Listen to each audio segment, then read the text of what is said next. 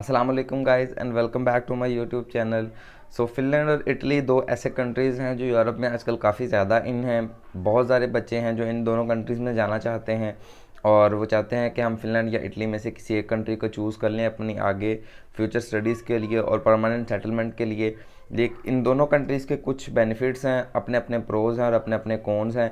तो आज की वीडियो में बेसिकली मैं फ़िनलैंड और इटली को कंपेयर करूंगा साइड बाय साइड। हम हर एक चीज़ को इन डेप्थ डिटेल के साथ यहाँ पे डिस्कस करेंगे और एट द एंड मैं आपको कंक्लूजन बताऊंगा कि कौन सा कंट्री आपको चूज़ करना चाहिए in terms of study and permanent settlement. तो चैनल को सब्सक्राइब कर दें और वीडियो को लाइक ज़रूर कर दें। फिनलैंड की अगर आप बात करते हैं तो फिनलैंड नॉर्दर्न यूरोपियन का एक कंट्री है, शेंजन का पार्ट है और स्कैंडिनेवियन कंट्री है। Scandinavian basically group of countries हैं जो नॉर्दर्न यूरोप में पाए जाते हैं, जिसमें फिनलैंड है, स्वीडन है, नॉर्वे है, डेनमार्क है, आइसलैंड है। बेसिकली ये कंट्रीज़ हैं जिनको स्कैंडिनेवियन स्टेट्स भी कहा जाता है। ये नॉर्दर्न पार्ट में है। इटली की अगर आप बात करते हैं तो इटली साउदर्न यूरोप में एक वाक़ई कंट्री है। दोनों कंट्रीज़ की अगर आप बात करते हैं तो दोनों कंट्रीज शेंजन स्टेट हैं और दोनों के वीज़ा पे आप इजीली 28 यूरोपियन कंट्रीज़ में आप इजीली वहाँ पे फ्री में ट्रैवल कर सकते हैं। तो यहाँ पे चीज़ें टाई होती हैं। उसके अलावा अगर आप पॉपुलेशन की बात करते हैं तो फिनलैंड की पॉपुलेशन तकरीबन 5.12 मिलियन है। ये 2021 की पॉपुलेशन की बात कर रहा हूँ। और अगर आप इटली की बात करते हैं तो इटली की पॉपुलेशन 59 मिलियन के राउंड अबाउट है। तो अगर आप पॉपुलेशन की बात करते हैं तो पॉपुलेशन इटली की बहुत ज़्यादा है फिनलैंड के कंपैरिजन में। अगर आप दोनों कंट्रीज़ के रकबा की बात करते हैं कि कौन सा कंट्री बड़ी है, तो दोनों कंट्रीज़ राउंड अबाउट सेम ही हैं। दोनों कंट्रीज़, फिनलैंड थोड़ा सा बड़ा है इटली के कंपैरिजन में। अगर आप कैपिटल्स की बात करें तो फिनलैंड का कैपिटल हेलसिंकी है और इटली का कैपिटल रोम है।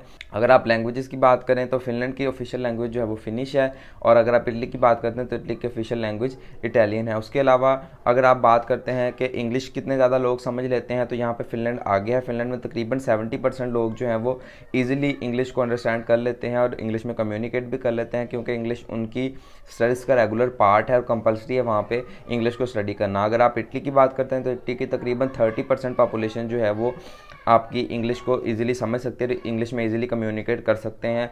अगर आप अनएम्प्लॉयमेंट रेट की बात करते हैं तो फिनलैंड का अनएम्प्लॉयमेंट रेट 7 है और अगर आप इटली की कंपैरिजन में बात करते हैं तो इटली का तकरीबन अनएम्प्लॉयमेंट रेट 9 से थोड़ा ऊपर है। तो यहाँ से आप अंदाज़ा लगा सकते हैं कि यहाँ कहाँ कौन से कंट्री में आपको एम्प्लॉयमेंट्स के ज़्यादा अपॉर्चुनिटीज़, आपको जॉब की ज़्यादा अपॉर्चुनिटीज़ यहाँ पे मिलेंगी। उसके अलावा नेक्स्ट अगर आप बात करते हैं पाकिस्तानी पर्सपेक्टिव से तो इटली में काफ़ी ज़्यादा स्ट्रॉन्ग पाकिस्तानी कम्युनिटी आपको तकरीबन हर सिटीज़ में पाकिस्तानी अच्छी खासी तादाद में मिल जाते हैं, पाकिस्तानी इंडियंस। अगर आप फिनलैंड की बात करते हैं तो फिनलैंड में इतनी ज़्यादा पाकिस्तानी कम्युनिटी नहीं है। आपको सिर्फ बिग सिटीज़ में और अच्छी यूनिवर्सिटीज़ में ही पाकिस्तानी स्टूडेंट्स नज़र आएंगे, लेकिन अब फ्लक्स ज़रा चेंज हो रहा है। लास्ट ईयर भी काफ़ी ज़्यादा स्टूडेंट्स गए थे और इस साल भी पाकिस्तान से काफ़ी ज़्यादा स्टूडेंट्स वहाँ पे जाने वाले हैं ऑब्वियसली। ये तो होगी जनरल डिस्कशन। अब हम ज़रा बात करते हैं स्टडी के पर्सपेक्टिव से, क्योंकि मेन मोटिव जो है वो लोगों का वहाँ पे जाके इन दोनों कंट्रीज़ में स्टडी करने का है। तो मैं आपको साइड बाय साइड कंपैरिजन करता हूँ। अगर आप बात करते हैं फ्री एजुकेशन की तो फ्री एजुकेशन दोनों कंट्रीज़ में नहीं है। दोनों कंट्रीज़ में बेसिकली आपको ट्यूशन फ़ी पे करना पड़ती है। फिनलैंड की अगर आप बात करते हैं तो फिनलैंड में एवरेज जो ट्यूशन फ़ीस है वो 8,000 यूरो से लेकर 12,000 यूरो पर ईयर आपकी आ जाती है। दूसरी साइड पर अगर आप बात करते हैं इटली की, तो इटली में जो अगर आप पर ईयर फीस की बात करते हैं तो वो तकरीबन 1,000 यूरो से लेकर 3,000 यूरोज़ के दरमियान लाई कर रही होती है पब्लिक सेक्टर यूनिवर्सिटीज़ की। उसके अलावा नेक्स्ट अगर आप बात करते हैं इंग्लिश शॉर्ट प्रोग्राम्स की, तो इंग्लिश शॉर्ट प्रोग्राम्स दोनों कंट्रीज़ में आपको इजीली मिल जाते हैं। इटली में भी बहुत ज़्यादा इंग्लिश शॉर्ट प्रोग्राम्स हैं और फिनलैंड में भी बहुत ज़्यादा इंग्लिश शॉर्ट प्रोग्राम्स हैं। इटली में बहुत ज़्यादा पब्लिक सेक्टर यूनिवर्सिटीज़ हैं। अगर आप फिनलैंड की बात करते हैं तो फिनलैंड में 13 पब्लिक सेक्टर यूनिवर्सिटीज़ हैं और 26 यूनिवर्सिटीज़ ऑफ अप्लाइड साइंसेज हैं। अगर आप इंग्लिश शॉर्ट प्रोग्राम्स ढूंढना चाहते हैं दोनों कंट्रीज़ में तो आपको लिंक डिस्क्रिप्शन में मिल जाएगा। आप उस वीडियो पे जाके देख सकते हैं कि आप किस तरीके के साथ इन दोनों कंट्रीज़ में इंग्लिश शॉर्ट प्रोग्राम ढूंढ सकते हैं। नेक्स्ट अगर आप बात करते हैं तो फिनलैंड में आपको रेजिडेंस परमिट मिलता है, आपको वीज़ा अलाउड नहीं होता। बेसिकली आपको रेजिडेंस परमिट मिलता है, उस रेजिडेंस परमिट की बेस पे आप अपने जॉब वगैरह इजीली वहाँ पे जाके कर सकते हैं। जबकि इटली में आपको वीज़ा अलाउड होता है और जाके आपको वहाँ पे दोबारा रजिस्ट्रेशन करवा के रेजिडेंस परमिट बनवाना पड़ता है। इसी तरह अगर आप बात करते हैं पार्ट टाइम जॉब्स की, तो फिनलैंड में आपको 30 hours a week part time job की परमिशन है आपकी जब स्टडी चल रही है उसके दौरान। और अगर आप बात करते हैं इटली की, तो इटली में आपको 20 hours a week part time job की वहाँ पे परमिशन है। तो बेसिकली ये जो 10 घंटे पर वीक का टाइम डिफरेंस है, ये अच्छी खासा डिफरेंस बना देता है, क्योंकि ऑब्वियसली फिर आप ज़्यादा काम करेंगे तो आपकी सैलरी भी ज़्यादा होगी। अगर आप बात करते हैं एजुकेशन सिस्टम की, तो दोनों कंट्रीज़ का नो डाउट एजुकेशन सिस्टम काफ़ी ज़्यादा अच्छा है, लेकिन फिनलैंड का एजुकेशन सिस्टम जो है वो इटली से ज़्यादा हाई रैंक है, और फिनलैंड का एजुकेशन सिस्टम को ज़्यादा एक्नॉलेज किया जाता है as compare to Italy.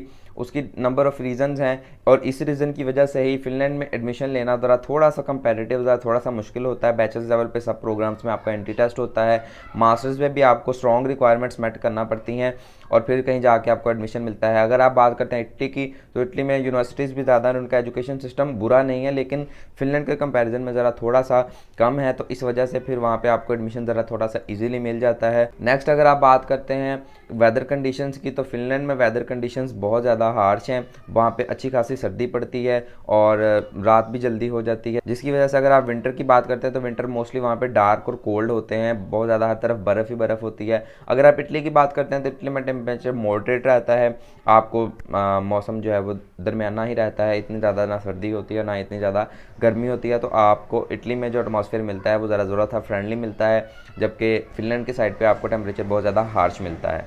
Next अगर आप बात करते हैं स्पाउस की, तो स्पाउस फिनलैंड स्पाउस वीज़ा को जो है वो अलाउ करता है, और आपका स्पाउस का आपके साथ ही अप्लाई होता है, और आपको वहाँ पे स्पाउस का वीज़ा भी इजीली साथ ही ग्रांट हो जाता है, और स्पाउस आपके साथ ही ट्रैवल कर सकता है। दूसरी साइड पे इटली की अगर आप बात करते हैं तो इटली में स्पाउस का आपको ऑप्शन नहीं मिलता, इटली स्पाउस वीज़ा को अलाउड नहीं करता। और इसी के साथ अगर आप वीज़ा रेशो की बात करते हैं तो फिनलैंड का वीज़ा रेशो, जैसे मैंने आपको पिछली वीडियोज़ में बताया था कि 2021 में फिनलैंड का वीज़ा रेशो 93% रही है, 93% वीज़ा रेशो थी उनके इंटरनेशनल स्टूडेंट्स को जो उन्होंने दिया है। और दूसरी साइड पर अगर आप बात करते हैं इटली की, तो इटली का वीज़ा रेशो तकरीबन 60% 65% के राउंड अबाउट होता है। और अगर आप इसी तरीके से रिक्वायरमेंट्स की बात करते हैं वीज़ा के, तो फिनलैंड में जो इतनी ज़्यादा स्ट्रिक्ट रिक्वायरमेंट्स नहीं है, इटली में आपको वीज़ा रेशो भी कम है और आपको रिक्वायरमेंट्स बहुत ज़्यादा स्ट्रिक्ट आपको मिलती हैं। और वीज़ा रेशो कम होने की वजह भी यही है कि बहुत ज़्यादा नंबर ऑफ़ एप्लीकेंट्स बहुत ज़्यादा होते हैं जो इटली में अप्लाई करते हैं, और इटली जो है वो स्ट्रॉन्ग आपसे फाइनेंशियल डॉक्यूमेंट्स डिमांड कर रहा होता है कि आप प्रूफ करो, जस्टिफाई करो कि जो आप पैसे बैंक स्टेटमेंट में शो कर रहे हो वो आपके हैं। तो अगर आप वो जस्टिफाई कर देते हो तो आपका वीज़ा मिल जाता है। तो इटली में ज़रा थोड़ी सी स्ट्रॉन्ग आपको फाइनेंशियल डॉक्यूमेंट्स मिलने, आपको रिक्वायरमेंट्स उनकी होती है, आप फेक डॉक्यूमेंट्स वगैरह सबमिट करवा के वीज़ा नहीं ले सकते। इसी के साथ अगर आप बात करते हैं गैप की, तो फिनलैंड आपको गैप की पॉसिबिलिटी भी देता है। अगर आपका गैप है 5 साल का, 10 साल का स्टडी गैप है, तो आपको कोई इशू नहीं है, आपको वहाँ पे इजीली एडमिशन भी मिल जाएगा और आपको बाद में वीज़ा भी अलॉट हो जाएगा। इटली की अगर आप बात करते हैं तो इटली में भी गैप अलाउ है, लेकिन इतना ज़्यादा गैप नहीं। फॉर एग्जाम्पल 1 साल या 2 साल का गैप हो तो चलें, उसकी जस्टिफिकेशन हो जाती है और वो आपको वहाँ पे एडमिशन और वीज़ा मिल जाएगा। 3-4 साल तक भी एक्सेप्टेबल है, लेकिन अगर आपका गैप उससे ज़्यादा है और आपके पास उसकी प्रॉपर जस्टिफिकेशन नहीं है तो आपके लिए इटली अच्छा कंट्री नहीं है। इटली में आपको फिर या एडमिशन ही नहीं मिलेगा, या अगर एडमिशन मिल जाएगा तो आपको वीज़ा अलाउट वहाँ पे नहीं होगा। इसके अलावा अगर आप परमानेंट सेटलमेंट की बात करते हैं तो फिनलैंड में आपके स्टडी आवर्स जो होते हैं वो भी आपकी पूरे काउंट होते हैं आपकी पीआर में, और आप उसके बाद जब आप अपनी जॉब वगैरह स्टार्ट कर लेते हैं और आपका 5 ईयर वहाँ पे लीगल स्टे हो जाता है तो आप पीआर के लिए अप्लाई कर सकते हैं। एज बिकॉज के पॉपुलेशन वहाँ पे कम है तो आपको ज़्यादा चांसेस हैं कि आपको फिनलैंड की पीआर जो है वो इजीली मिल जाएगी। इटली में ऑलरेडी बहुत ज़्यादा पाकिस्तानी और इसके अलावा बहुत ज़्यादा नॉन यूरोपियन कंट्रीज़ इटली में लीगली या इलीगली वहाँ पे रह रहे हैं, तो इसकी वजह से यहाँ वहाँ पे पीआर का जो सिस्टम होता है ज़रा थोड़ा सा कंपेटिटिव हो जाता है, और फिर इस वजह से आपको ज़रा थोड़ा सा लेट या डिले आपको हो सकता है पीआर लेने के लिए। इसके अलावा अगर आप नेक्स्ट बात करते हैं स्कॉलरशिप्स के हवाले से, तो स्कॉलरशिप दोनों कंट्रीज़ में अवेलेबल है, दोनों का क्राइटेरिया डिफरेंट है। फिनलैंड में आपको बेसिकली नीड बेस्ड स्कॉलरशिप्स नहीं मिलते, आपको सिर्फ और सिर्फ मेरिट बेस्ड स्कॉलरशिप्स मिलते हैं। मेरिट बेस्ड स्कॉलरशिप्स 2 तरह के होते हैं, एक फिनलैंड की गवर्नमेंट स्कॉलरशिप देती है और उसके अलावा यूनिवर्सिटीज़ के स्कॉलरशिप होते हैं। स्कॉलरशिप्स के बारे में डिटेल के साथ वीडियो देखने के लिए आप यहाँ पे आपको वीडियो नज़र आ रही होगी, आप उसको देख सकते हैं। उसके अलावा अगर आप बात करते हैं इटली की, तो इटली में यहाँ पे इंटरनेशनल स्टूडेंट्स को बहुत ज़्यादा एज मिल जाता है, क्योंकि इटली में मेरिट बेस्ड स्कॉलरशिप्स भी हैं और उसके अलावा नीड बेस्ड स्कॉलरशिप्स भी हैं। नीड बेस्ड स्कॉलरशिप्स में आपके मार्क्स कितने हैं वो डिपेंड नहीं करता, आप बेसिकली आपको नीड बेस्ड स्कॉलरशिप मिलता है और उसमें आपकी टोटल ट्यूशन फी एग्जाम्प्ट हो जाती है, और उसके अलावा आपको तकरीबन 6000 से 7000 यूरो पर ईयर आपको मिलता है आपकी फूड के लिए और आपकी अकोमोडेशन के लिए। तो इस वजह से फिर यहाँ पे आके बहुत ज़्यादा स्टूडेंट्स जो होते हैं वो इटली में अप्लाई करते हैं। Last but not the least अगर आप डिस्कस करते हैं पर या आपकी पर मंथ अर्निंग की क्या आप एक महीने में कितना पैसा कमा सकते हैं, तो ऑब्वियसली यहाँ पे फिनलैंड बहुत ज़्यादा आगे है इटली के कंपैरिजन में, क्योंकि एक तो ये कि वहाँ पे आपको पार्ट टाइम जॉब की जो आपके आवर्स हैं वो भी ज़्यादा मिलते हैं, उसके अलावा आपकी सैलरी का जो सिस्टम है वो भी अच्छा है, आपका पे जो आपकी वहाँ पे आपको मिलती है पर आवर वो भी ज़्यादा है इटली के कंपैरिजन में। तो अगर आप फिनलैंड की एवरेज बात करते हैं तो फिनलैंड में basically average part time job के साथ आप तकरीबन 1500 से लेकर 2000, 2500, 3000 यूरो, 4000 यूरो इजीली वहाँ पे आप कमा सकते हैं, डिपेंडिंग ऑन कि आप कितना ज़्यादा टाइम देते हैं और आप कितनी एफर्ट वहाँ पे लगाते हैं। अगर आप इटली की बात करते हैं तो इटली में आपको सैलरी ज़्यादा नहीं मिलती और आपकी एवरेज अगर आप बात करते हैं तो एवरेज तकरीबन आपको 700 से लेकर 800-900 यूरो तक आप पर मंथ वहाँ पे अर्न कर रहे होते हो। तो ये हो गया तकरीबन कंट्रीज़ का कंपैरिजन। मैंने कोशिश की कि मैं हर एक चीज़ को डिस्कस कर लूँ इन दोनों कंट्रीज़ में। तो अब आते हैं सबसे अहम पार्ट के ऊपर के कंक्लूजन के हमें क्या करना चाहिए, किस कंट्री को चूज़ करना चाहिए। तो देखें, फिनलैंड नो डाउट, जैसे मैंने आपको बताया कि Finland happiest country in the world है। फिनलैंड में सैलरी पैकेज भी अच्छा है, फिनलैंड का एजुकेशन सिस्टम भी अच्छा है, आपको पीआर भी इजीली मिल जाती है। तो इस वजह से हर एक बंदा ऑब्वियसली ये सोच रहा होगा कि हम फिनलैंड की तरफ चले जाएं। लेकिन सबसे मेन हर्डल जो आती है वो एक तो ये कि मेरिट बेस स्कॉलरशिप्स मिलते हैं, और मेरिट बेस में ऑब्वियसली जिसके मार्क्स या सीजीपीए अच्छी है या प्रोफाइल अच्छा है उसको ही वो मेरिट बेस स्कॉलरशिप मिलेगा। दूसरा ये कि इनकी ट्यूशन फ़ीस काफ़ी ज़्यादा है, तो ट्यूशन फ़ीस ज़्यादा होने की वजह से ऑब्वियसली फिर आपको ज़रा थोड़ा सा आपको यहाँ से भी आपका इनिशियल एक्सपेंस जो होता है वो भी ज़्यादा होता है, 12 से 13 लाख आपका इजीली वहाँ पे लग जाता है। तीसरी अगर आप बात करते हैं तो फिनलैंड में वेदर कंडीशन की है, तो वेदर क्योंकि सर्दियों में बहुत ज़्यादा सर्दी हो जाती है, बहुत ज़्यादा बर्फ़ पड़ती है, तो ये कुछ स्टूडेंट्स के लिए ये काफ़ी मुश्किल चीज़ होती है। तो ये थे बेसिकली फिनलैंड के पॉइंट्स। तो अगर आप फिनलैंड की अगर आप सजेशन लेना चाहते हैं तो मैं आपको ये सजेस्ट करूंगा कि वो ऐसे बंदे जिनका बजट 10 से 15 लाख रुपया है और वो यहाँ पे इजीली पैसे इतने लगा सकते हैं, तो अगर आप परमानेंट सेटलमेंट की तरफ जा रहे हैं विद स्पाउस या विदाउट स्पाउस भी, तो यहाँ पे आपको फिनलैंड को ज़रूर कंसिडर करना चाहिए, क्योंकि फिनलैंड की वीज़ा रेशो भी बहुत ज़्यादा अच्छी है और आपको पीआर और सेटलमेंट के ऑप्शन भी बहुत ज़्यादा अच्छे मिल जाते हैं। तो आपको उसके अलावा फिनलैंड स्कैंडिनेवियन कंट्रीज जितने भी हैं वो खूबसूरत भी हैं, आपको नेचर और हर एक चीज़ बहुत ज़्यादा खूबसूरत मिलती है, quality of standard of life जो आपको मिलेगा वो बहुत अच्छा होगा। तो इसलिए अगर आपका बजट आपको परमिशन देता है और आपके मार्क्स अच्छे हैं बेसिकली, तो आप वहाँ पे फिनलैंड को ज़रूर कंसिडर करें। दूसरी साइड पे अगर आप बात करते हैं इटली की, तो अगर आपका बजट कम है, आपका बजट 5-6-7 लाख रुपए है, इतना है, तो आप इटली को कंसिडर करें, क्योंकि फिनलैंड में ऑब्वियसली इतनी तो आपको तकरीबन एक सेमेस्टर की फ़ीस ही होती है जो आपको यहाँ पे सबमिट करवाना पड़ती है। तो नेक्स्ट अगर आप बात करते हैं ऐसे स्टूडेंट्स की कि जिनके मार्क्स अच्छे हैं लेकिन बजट उनका कम है, तो मैं उनको ये सजेस्ट करूँगा कि आप फिनलैंड में भी अप्लाई ज़रूर करें।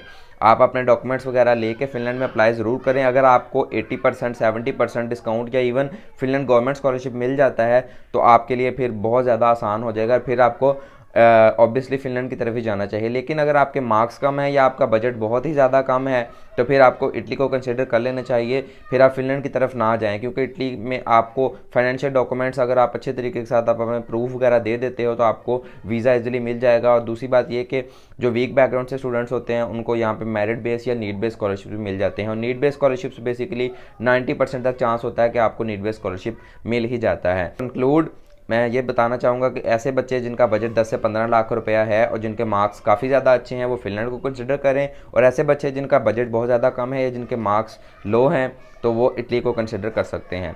वीडियो अच्छी लगी हो तो वीडियो को लाइक कर दें और चैनल को सब्सक्राइब ज़रूर कर दें। आपको कोई क्वेश्चन हो तो आप कमेंट सेक्शन में पूछ सकते हैं। इसके अलावा अगर आप इटली, ऑस्ट्रिया या फिनलैंड की पेड कंसल्टेंसी सर्विसेज लेना चाहते हैं तो आप हमसे भी कॉन्टैक्ट कर सकते हैं।